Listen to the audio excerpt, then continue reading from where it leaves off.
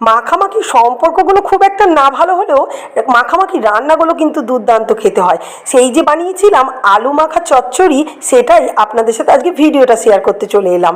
কিছুই উপকরণ লাগে না, শুধু আলু, টমেটো, পেঁয়াজ, কাঁচা লঙ্কা, তেল, নুন, হলুদ, ব্যাস।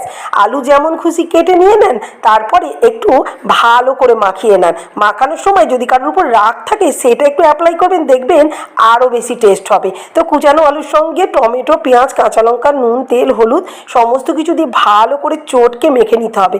ওই যে বললাম, কারোর উপর রাগ থাকলে একদম রাগটা অ্যাপ্লাই করতে হবে, ব্যাস দেখবেন রান্নাটা কী দারুণ টেস্ট হচ্ছে।